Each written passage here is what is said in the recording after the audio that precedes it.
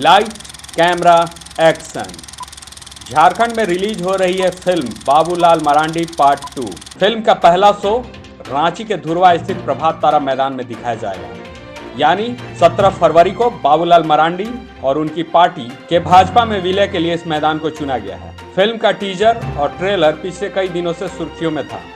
इस फिल्म के प्रोड्यूसर हैं बीजेपी के चाणक्य अमित शाह और पटकथा लिखा है राष्ट्रीय अध्यक्ष जेपी नड्डा ने। राजनीति के रामायण के स्टार बन गए हैं बाबूलाल मरांडी। 14 वर्षों बाद यह अपने अयोध्या रूपी घर बीजेपी में 17 फरवरी को जा रहे हैं। पार्टी के विधायक दल का भारतीय जनता पार्टी विधायक दल में विलय के निर्णय का प्रस्ताव भी सर्वसम्मति से पारित किया गया।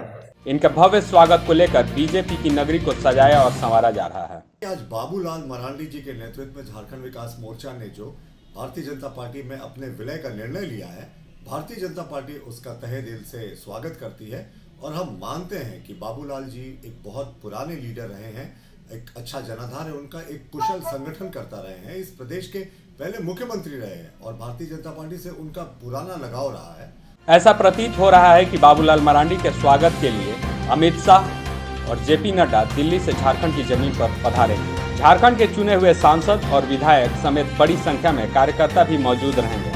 आखिर हो भी क्यों न, 14 वर्षों के बाद फिर से राजनीतिक मिलाप की तस्वीर अखबारों और चैनलों में दिखने वाली है। अलग बात यह है कि इस राजनीतिक मेल मिलाप में बाबूलाल मरांडी के सबसे विश्वासी मित्र और पार्टी के विधायक प्रदीप यादव और बंधु तिर्की साथ नहीं रहेंगे। बाबूलाल मरांडी पार्ट 2 फिल्म में इन दोनों किरदारों को खलनायक की भूमिका देते हुए क्लाइमेक्स के समय बाहर कर दिया गया। फिल्म की शूटिंग गुपचुप तरीके से रांची में और दिल्ली में की गई थी। पार्टी के जो विधायक थे बंधु तिर्की ने उनको पार्टी से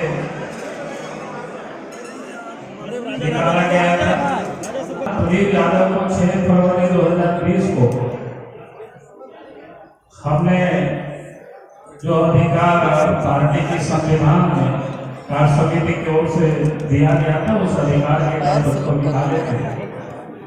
तो आज पार्टी के कार्य समिति की बैठक में उस प्रस्ताव को भी स्वीकृत किया गया। फिल्म की स्क्रिप्ट और शूटिंग में काफी लंबा समय लगा है। माना जा रहा है कि पिछले वर्ष झारखंड में संपन्न हुए विधानसभा चुनाव से पहले ही स्क्रिप्ट तैयार की गई थी। जानकार तो यहां तक कह रहे थे कि विधानसभा चुनाव में झारखंड विकास मोर्चा भारतीय जनता पार्टी की बी टीम बनकर चुनाव लड़ रही है।